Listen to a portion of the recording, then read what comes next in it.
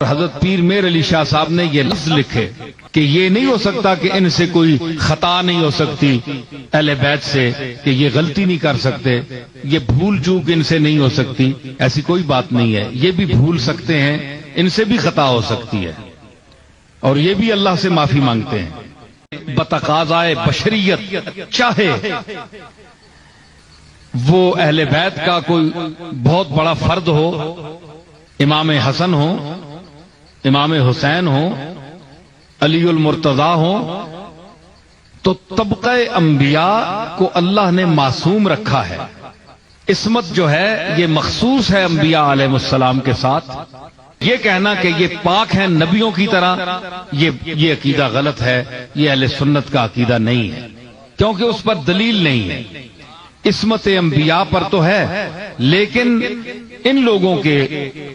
عصمت پر کوئی دلیل نہیں ہے۔ ازواج مطہرات بھی جو ہیں وہ محفوظات ہیں، معصومات نہیں ہیں،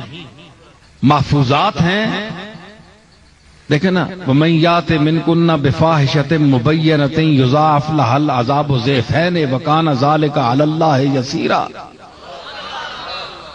اگر امکان گناہ نہ ہوتا تو اللہ نے فرمایا کہ اے نبی کی بیویوں، اگر تم میں سے کسی نے فحشہ کام کیا تو امت کے لوگوں کو ایک بدلہ دوں گا اور تمہیں دو، اس لیے کہ تم رسول کی بیوی ہو اور ایسا کام کیوں کیا ہے۔ امکان گناہ نہ ہوتا تو اللہ کیوں فرماتا؟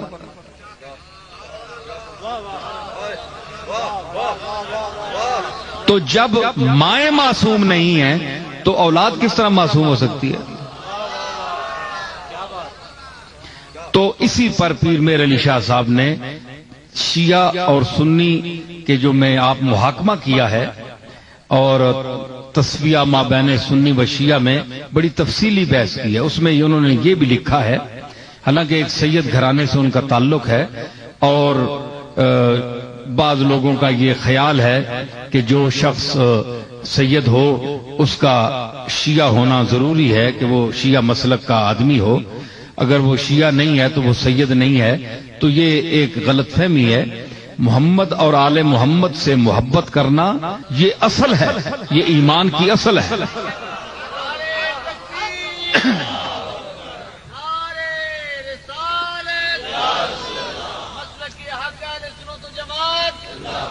تو اس میں ذرا آج اور انداز سے آپ کے سامنے گفتگو کر رہا ہوں، اور یہ اس دور کا تقاضا ہے اور مجھے ضرورت ہے اس موضوع پر بولنے کی۔ تو صحابہ کا بڑا مقام ہے اور اس میں بھی درجات ہیں، سابقون الاولون ہیں، کچھ پہلے ایمان لائے، کچھ بعد دور میں لائے، تو اللہ نے ان کے لیے بھی وعدہ فرمایا اچھائی کا تمام کے ساتھ، تو ہم ان کا بھی احترام کرتے ہیں۔ تو جس طرح اہل بیت کے افراد، ازواج مطہرات اور اولاد رسول یہ جب معصوم نہیں، اور حضرت پیر میر علی شاہ صاحب نے یہ لفظ لکھے کہ یہ نہیں ہو سکتا کہ ان سے کوئی خطا نہیں ہو سکتی اہل بیت سے، کہ یہ غلطی نہیں کر سکتے، یہ بھول چوک ان سے نہیں ہو سکتی، ایسی کوئی بات نہیں ہے، یہ بھی بھول سکتے ہیں، ان سے بھی خطا ہو سکتی ہے اور یہ بھی اللہ سے معافی مانگتے ہیں۔ وہ تو ایسی بارگاہ ہے کہ معصوم ہو کر بھی استغفار کرتے ہیں اور یہ کہتے ہیں کہ کوئی ہماری ایسی بات نہ ہو جو مالک کو ناگوار گزری ہو۔ حضور کتنی مرتبہ دن میں استغفار فرماتے تھے۔ تو یہ وہ بارگاہ ہے اللہ کی۔ تو اس حوالے سے کوئی بھی معصوم نہیں ہے، خطا ہو سکتی ہے، تو اپنی طرف سے عصمت کا یہ عقیدہ گھڑ لینا بغیر کسی سند کے، شرعی سند کے، قرآن و حدیث کی سند صحیحہ کے بغیر کسی کے متعلق کوئی عقیدہ گھڑ لینا کہ یہ طبقہ یوں ہے، یہ طبقہ یوں ہے، تو اس کی اہل علم کی نظر میں کوئی حیثیت نہیں ہوتی۔ جب تک آپ کے ساتھ، آپ کے پیچھے کوئی دلیل قطعی نہ ہو، حدیث صحیح موجود نہ ہو، کوئی قرآنی ثبوت نہ ہو، ادلہ قطعیہ میں سے کوئی دلیل نہ ہو، تو ویسے ہوا میں تعمیر شروع کر دینا یہ کوئی سمجھداری کی بات نہیں ہے۔ تو اہل سنت والجماعت کا جو مسلک ہے 1400 سال پر محیط ہے، اس میں بڑے بڑے اکابر اور بڑے بڑے لوگ پیدا ہوئے ہیں، تو یہ مسلک بڑی چھان پھٹک کے بعد جسا کہنے نا چھاننی وچ چھن کے پہنچے ہے۔ 1400 سال نہیں چھاننی لگی ہے، ہر عقیدہ ہر بات جو ہے وہ چھن کر آ رہی ہے، تو اس میں بڑی بڑی روایات ہیں، بڑے بڑے عجیب باتیں ہیں۔ تو یہ فرقے وجود میں آئے حضور علیہ الصلوۃ والسلام کے بعد، انہوں نے اپنے اپنے جس طرح شخصیت پرستی ہوتی ہے، شخصیت پرستی کا دور شروع ہوا، اور جس طرح احادیث میں آتا ہے کہ حضور علیہ الصلوۃ والسلام نے جناب علی المرتضیٰ سے فرمایا کہ تم سے جو بغض کرے گا وہ منافق ہوگا، اور جو حد سے بڑھ کر تجھ سے محبت کرے گا،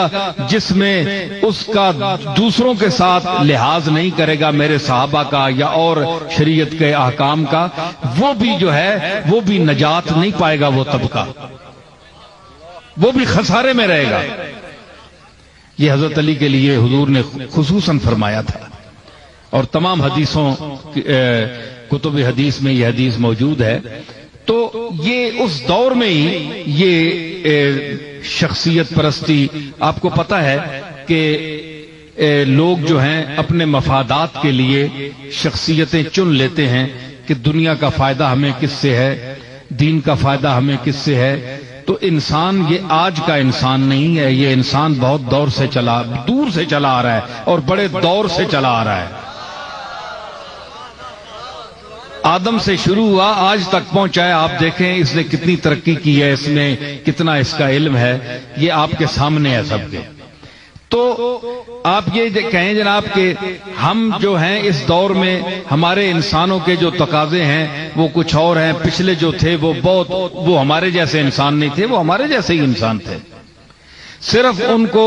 رسول اللہ کی صحبت اور زیارت نے ان کا رتبہ بلند کر دیا۔ حضور کی وجہ سے ہم نے اہل بیت کی بھی محبت کرنی ہے، عزت کرنی ہے، اور صحابہ کا بھی خیال رکھنا ہے، ٹھیک ہے نا؟ تو یہ حضور کی وجہ سے ہے، مرکزی ذات آپ کی ہے، یہ آپ کے ارد گرد پھرنے والے سیارے ہیں۔ تو سورج کے قریب تر جو ستارہ ہوگا، جو سیارہ ہوگا، اس کو قرب کا اتنا ہی شرف ہوگا جتنا وہ قریب ہے، اور جو جتنا دور ہے تو اسی مدار میں، گردش تو وہ سورج کے ارد گرد ہی کر رہا ہے، لیکن اس کا مدار کھلا ہے، وہ ذرا دور ہے، اور یہ ذرا قریب ہے، اور جو قریب ہے وہ قریب ہے، جو بعید ہے وہ بعید ہے۔ دیکھیں نا، جو قریب ہیں وہ قریب ہیں۔ اب دیکھیں حضرت صدیق اکبر حضور کے قریب تھے،